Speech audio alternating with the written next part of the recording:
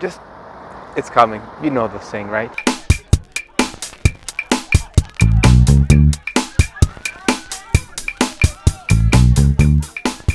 Let's dance.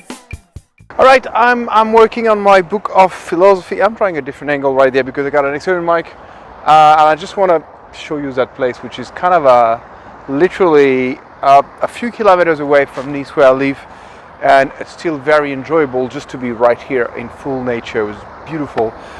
Lake coming down, river. Sorry, I'm walking to a lake a little bit later. I hope they're in the mountain.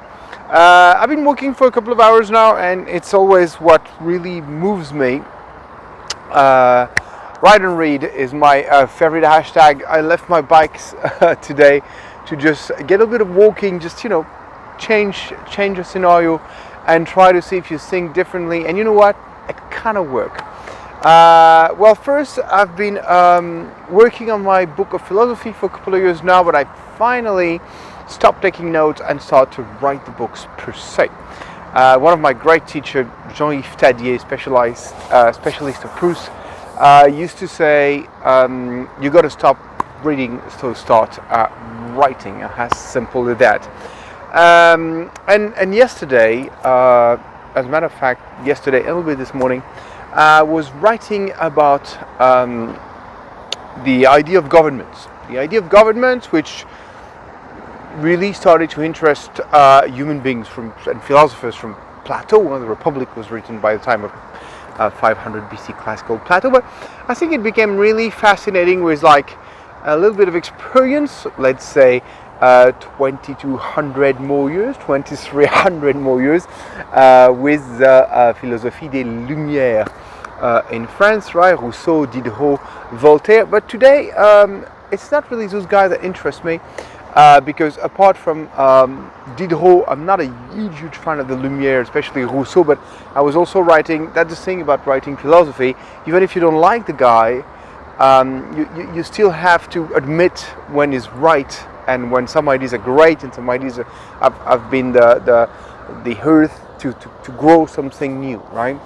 Today I'm going to talk about someone that fascinates me way more than Rousseau, and that will be the Scottish David Hume, right?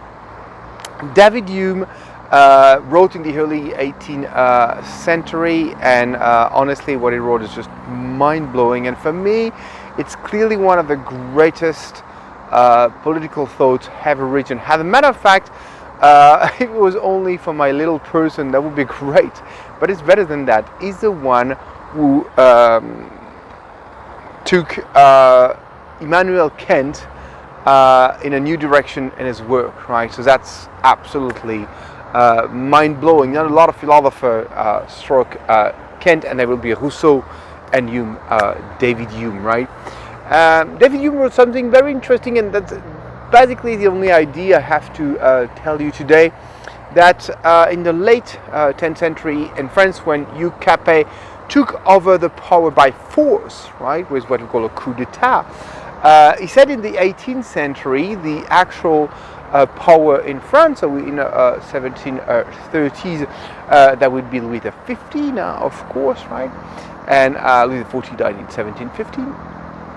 He said the fact that we still have a king in 1735, 37, I think he wrote that book around that, is a justification of the fact that Hugh Capet took the power by force some 800 years earlier, right?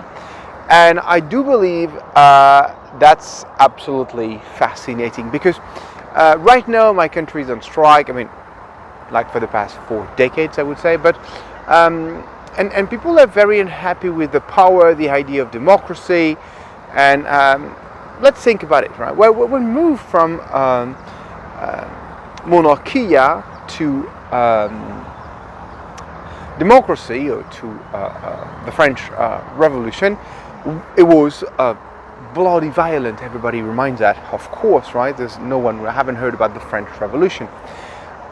This violence has been legitimate by the arrival of democracy, the arrival of the republic, the arrival of the constitution, the civil rights, etc., etc. Okay, so that's great. I'm talking about a pure historical and philosophical point of view. All those facts are straightened in history books, and everybody agrees on that.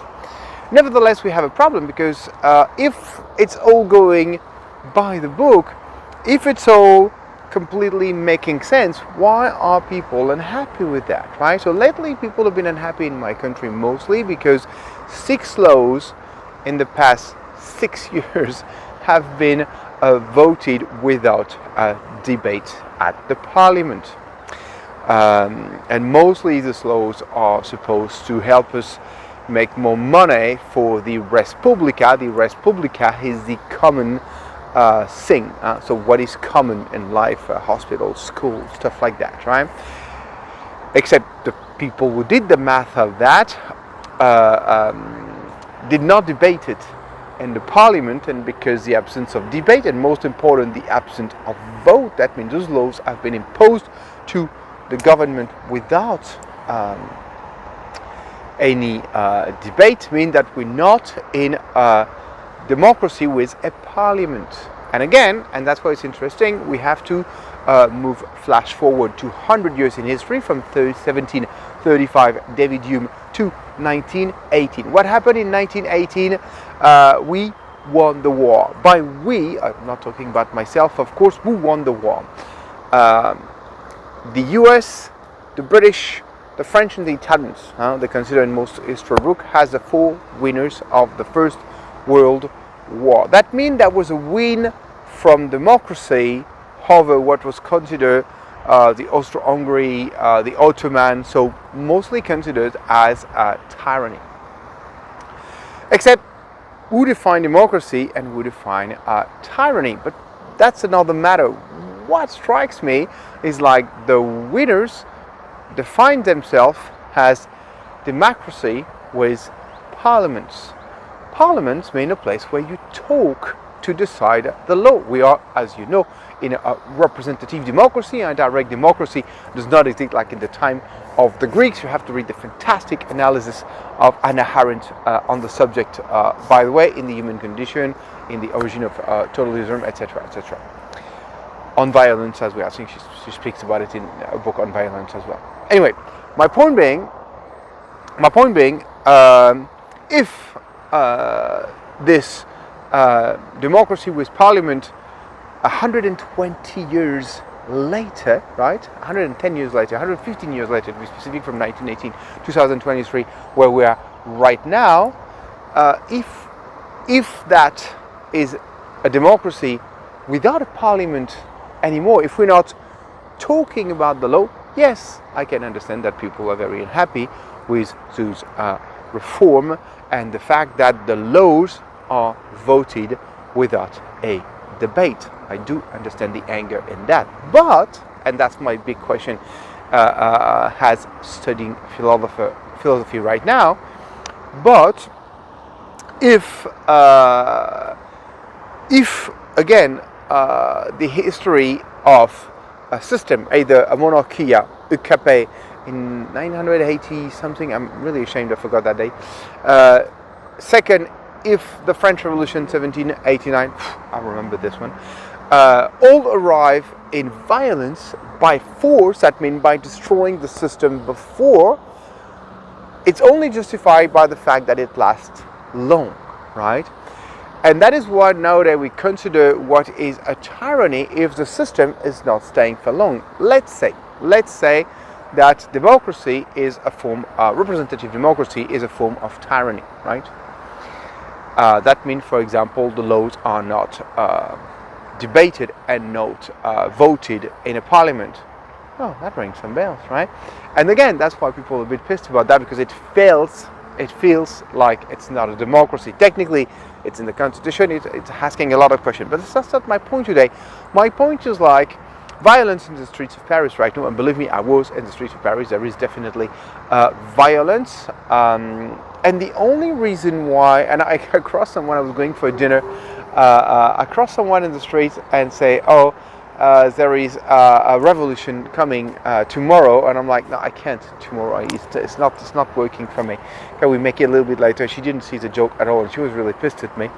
And there was, of course, absolutely no revolution. And I'm going to tell you why there was no revolution in there, because the French Revolution, symbolized by the Bastille, the castle of the 14th century that went down, right? The only reason that revolution happened in Paris is because the force, so that means the police right now, the gendarmes, people having weapons back in the days, decided to join the people, because whatever they took in the Invalides, without the powder that was in the Bastille, that revolution will never had happened without that gunpowder. When they had the gunpowder and a kind of organized form of military power, and again, there's no revolution without a military power. I'm sure we can find an exception in that. You can write in the comments below if you have that, but let's say most of the case, that's how it is. If there's no association with the police, and I saw a post on the social network saying that, oh, policemen are also human beings, and you see the policemen taking their kids to school and stuff like that. I wish I could agree with that. I don't, because lately the only piece of the police we saw was mostly ultra violent, and most important, most of the policemen I met in my entire life have always been corrupted, right? And the word of corruption is very important to me. It could be a very, very light corruption. For example, they can drive as much as they want because they can't get tickets.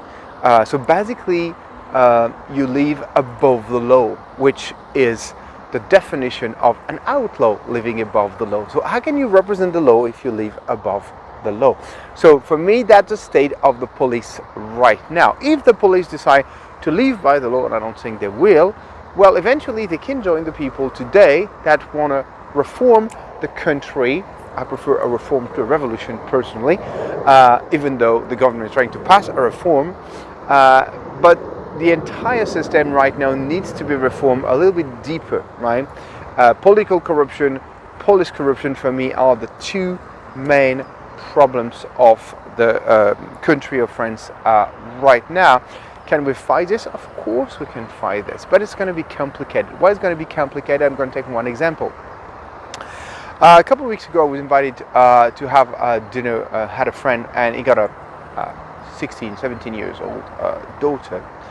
And I asked her what she thinks about what was going on in France right now. And she said, well, I'm glad we have this president and this government. So she was for the government, but most of the students are in the street, which was weird, right?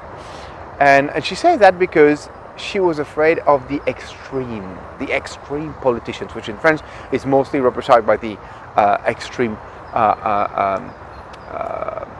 party, like I would say communist, or eventually ultra-conservative people. I'm not going to say their name because the name of the group, the political group, because if you say the name of the group, then you go with the habit of left wing and right wing, and I don't believe in this left wing and right wing. You are left wing and right wing only if you're either a senator or a deputy. If you're none of those two, you're not left wing or right wing. You're supporting someone who's supposed to represent you, and at the limit of representative right now.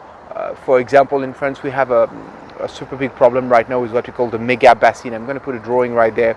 So basically they're pumping the water in the phreatic layers, and it's stopping the other people, the smaller agriculture, to be able to pump that water as well, posing ecological problem. But mostly this was voted under the President Sarkozy, and just after that law was voted, his son bought the main company of Mega Basin right there. So that means that law was voted so his son can become rich, as simple as that. That's a conflict of interest. That's completely illegal. That's completely against the Constitution. And that proved, like, I don't know, you can't be president if you have ideas like that, because that means you're not doing the job for the people. And if you want to be a ruthless businessman, well, maybe you should do something else, right? And nowadays, I think president or deputy or representative of the people is a businessman work, right? So that means those people get in there mostly to do some business. And again, I have nothing against business. Again, this can be as rough as you want. There's no problem with that. Then you have your own ethics, stuff like that. I think the limit of business should be when you start to hurt people. For example, by damaging the agriculture for the long term, well, you're clearly thinking, okay, our grandchildren will never have enough water to survive the planet, and then that makes no sense to me, right? Just to finish on that, there's big events in France. Here we are in early April. I'm probably going to post that next week before I go to Paris. But most important, do not hesitate to think about it in a philosophical way. And David Hume is really helping for that. David Hume really took the idea from Locke. You have to imagine he was a contemporary of Adam Smith, for example, which is also a fantastic reading, and really tried to rethink the idea of government completely from scratch. And I do admire David Hume for that, the Scottish writer. One more time, I was just reading it again, and you never read that enough. Of course, he was also having this idea that the mind is a representation of what we have, and we know that is definitely going to lead to Husserl and the idea of phenomenology, which will be the main philosophy of, mostly Heidegger, for example, Jean-Paul Sartre in France. Clearly for me, Kant is an idea about that, right? But mostly it changed the idea of the philosophy of Kant, saying that voting laws or dogma is a problem for the individual, right? But it's also a problem for the mass. The problem of the individual could be someone like Kant discussing it, but the problem of the community, the political philosophy, I would say, is more interesting to me, and that's why I'm more interested in people like Hume and Locke, and after that Hobbes, and other writers that I'm mentioning in the book that I'm writing right now. Anyway, I think there's a lot at stake right now. I think things are moving, which is always good. I think the young people are in the street. I'm very happy about that. I think the young people are not voting. I'm very, very, very happy about that. I think young people should not vote, right? Do not vote. It's a trick. By not voting, you are questioning the system of representative democracy, which I don't believe in representative democracy, even though I see on the street people writing democracy everywhere, and maybe they have a better conception of democracy than I do. But again, the democratic system they believe in is the one that was built by the Greeks, the ancient Greek, in between the 7 and the 500 BC, which was based on slavery. Okay, so democracy means a system based on slavery, and personally, I don't want a system of that. How can we share a system of slavery and freedom? So either we agree that we want to have a democracy like the Greek and no one is working. I do believe in that system personally. Or at least if we go with work, and then The Human Condition by Hannah Arendt is absolutely beautiful on that, right? We have to make conditions of work, and that's why I like to read people like Simone Weil, like Gunther Anders, etc., all those people who thought about the notion of work in a long time. Or we decide to go with a system which is a completely different, where we have an aristocracy, which I'm not completely convinced either, when there's a type of people dominating the society, which is basically what's happening right now, and people under that. And that for that you have to be well born. Well born was what David Hume did, right? He was born in a very wealthy society, and he didn't have families already to have to work. I never had that luck, and I'm fine with that. That's how you're born, right? By the age of 15 years old, I was kicked out of my own house to go to work. I don't blame my parents for that, because there was no money, so there was a need for me to work. So I became a worker at the age of 15 years old. I got very lucky to a few years later go back to university, study, and get a few degrees. So now I can write and read, and eventually talk to students, guests, with big pleasure. I think that's enough for today about this idea of monarchy, democracy, a little bit the philosopher David Hume. Thank you so much for watching. If that helped a little bit, please thumbs up. It really rewards me a lot. Talk about it. And if you want, I'm doing an online class every single evening talking about not philosophy but art history. And on that art history, I just did one yesterday, no, 2 days ago, I think, and I realized that thing that I happened during COVID is still so much fun today. I had people from India and New York at the same time. How sick was that, right? So you can join that. If you're in Paris, the Louvre and the Paris tour are still open, or say on demand. If you come to Nice, Matisse and Chagall are available. Do get on airbnbexperiences.com or on laughingmuseums.com, my website. And no matter what you do, don't forget, if you're not doing it with a smile, well, you might be doing it wrong. You guys take care.